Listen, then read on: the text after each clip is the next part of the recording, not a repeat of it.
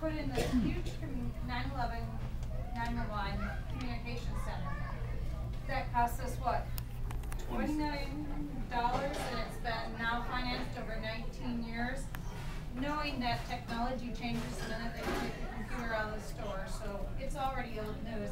It's not even compatible with Bettendorf's 911 system. So I'd like the people to get your take on what property taxes should be. Well, let me preface my answer with this. Before I cut taxes, and I cut a lot of taxes, we have to cut spending. It's reckless and irresponsible to cut taxes and then just keep spending the same amount of money. So we cut a lot of taxes, but we cut a lot of spending. Having said that, specifically in relationship to property taxes,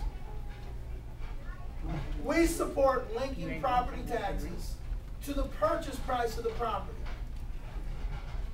Right now, assessors can just randomly determine that your property is worth more, even if you don't do anything with it. Now, if you do something with it, God help you.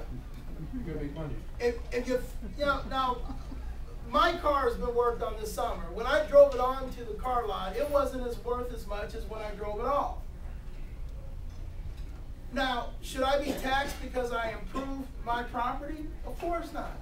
But if you fix the barn, your taxes go up. If you tear down the barn, your taxes go up. If you put in energy efficient windows, your taxes go up. If you put on a new deck or finish your basement, your taxes go up. And if you're a small business person, particularly in a place like Des Moines, and you buy a piece of property that's inexpensive and you fix it up, before you make your first dollar, your taxes go up. If you go into rural Iowa and you pull plywood off Main Street, your taxes go up. Now, if you go and pour concrete over our rich black soil and support this disease called urban sprawl, well, they'll give you tax breaks and tax incentives, and they'll come in with poles and roads and sewers afterwards at the taxpayer's expense. It's one of the dumbest systems you could ever imagine, and if the British thought of it, we'd still be part of the empire. So we fix it. We do what Ronald Reagan did with a couple of exceptions. We link your property tax to the purchase price. 1%, 1.5% at the time of purchase. Your taxes are locked in. So if you pay $100,000 for a piece of property, your taxes the next year are $1,000. You put a new structure up. 5 years from now, your taxes are $1,000. You put in new windows, $1,000. You add a deck, $1,000. Your taxes are linked to the purchase price, period. Now, the chair of my campaign is a longtime neighborhood activist. She's a lifelong Democrat. But one of the first things she said is, I love it because it would stabilize neighborhoods. For example, in Des Moines, if you want a deck or a nicer home, you have to move out of the neighborhood and acquire another couple $100,000 in debt. Well, all of a sudden, if your property taxes are stabilized, you can fix up your property. You don't have to move. And it's a great way to begin building stability in neighborhoods and communities. It's a great way for families to start generating profit when they own a small business. There's a place in Des Moines on Southeast 14th and McKinley called Happy Joe's. And I don't know if you have any Happy Joe's pizzas here. Yeah, it originated here. Oh, okay. Got a few. I'm a chess player. And so we used to go to Happy Joe's and we play chess and eat ice cream and drink soda pop, and that's part of the reason why I got fat. And now that Happy Joe's on Southeast 14th and McKinley sits in the shadow of Walmart and Best Buy and Home Depot, and you've got bats and rats in there, and it's decaying. And if a family came along and bought that for a small amount of money before they had a chance to sell their first slice of pizza and their first ice cream cone, the taxes would put them out of business. And so you've got this whole strip dying. You literally have in places like Merle Hay and Douglas, businesses tearing down good solid buildings because they can't afford to pay the property taxes on their empty buildings. So now if you're an entrepreneur or a small business person, You know, right now we've got a bunch of, you know, we're heading towards a bunch of rural sharecroppers because they're not going to be able to afford the property taxes. So they might get to keep the house that they grew up in, but they're going to basically have to work the land that someone else buys from them because they're not going to be able to afford the property taxes. But we have a bunch of folks in urban areas, for example, that have to rent property. And they work for the bank and the insurance company and the government, and they work for their landlord. Every month they're handing their landlord $2,000 or $3,000 or $4,000 a month rent. And at the end of 30 years, they're going to have to hope Social Security's there because that plaque that says Chamber of Commerce member and Better Business Bureau member, not going to feed them. So in our current system, after 30 years, they're going to discover we're nothing but an urban sharecropper.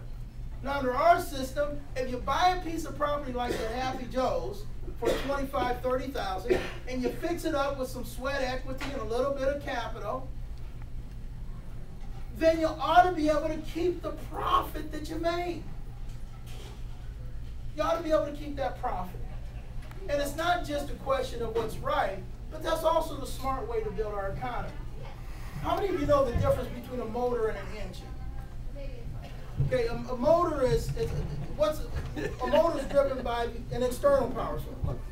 Electrical. Engines. Combustion creates jump power. Exactly. Internal combustion. Branstad and Culver and most politicians in Iowa talk about an economic motor. We're gonna take our tax dollars and hook up with somebody in the Czech Republic, as Culver bragged about, or Germany or Japan or South Korea. Remember, Branstad wants to go to South Korea. And then we're going to take and bring them here, and we're going to put Iowans out of work and then rehire them to transport the profits that they create out of the state in the name of a job. Now what we want to do is generate our economy from inside by letting Iowans keep their tax dollars, and they stimulate the economy.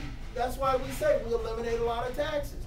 Phase out the corporate tax, fix the property tax code, drive the sales tax down to 3%. But the only exceptions on being taxed are food, medicine, medical services, utilities, and some secondhand items like clothing. And then we fix the individual income tax code. We lower the top rate. Now people say, are you a flat taxer? Well, here's why I'm not a flat taxer. If we have 9% here and 3% here, and the flat tax is 6%, we've got to push these people up. So what I do is I push the top rate down, but I leave the bottom rates alone.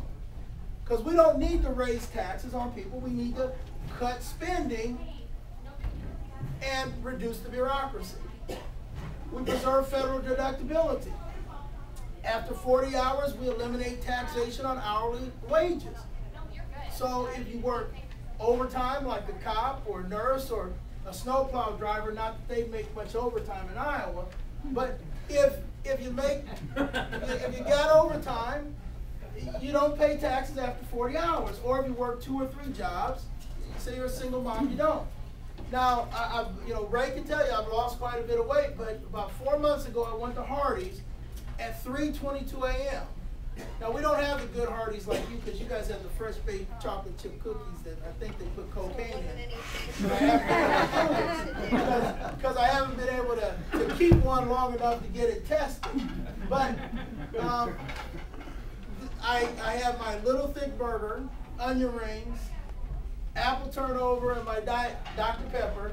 And the lady waiting on me had a daughter who was a sophomore in high school, a 3-year-old, and had to be at her other job at 8 a.m. Now, why should we tax her on her overtime so we can give that money to the Google billionaires in Council Bluffs? Now here's what we know that there's really not that much difference, because as much as I like Matt Schultz, he's a nice guy, he brags about bringing Google to Council Bluffs. Why should we give her hard-earned money to the Google billionaires? Why should we give her hard-earned money to Bill Gates' Microsoft in Des Moines to create 50 jobs? When if we let her keep her money to spend on diapers and a prom dress, she's going to stimulate the economy too. So that's where that internal combustion comes in as opposed to that motor. So we reduce taxes, but we do something else. I'm a free market capitalist. I think capitalism works. You know, as one economist said, capitalism is the best system ever created to get people who can't stand each other to work together. So we want to phase out the individual income tax over a 10-year period. But before we phase out the individual income tax, we have to fix our entire tax code.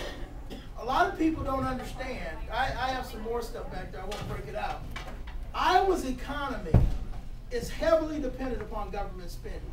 If we said, you know what, on September 28th, all economic activity linked to government spending ends,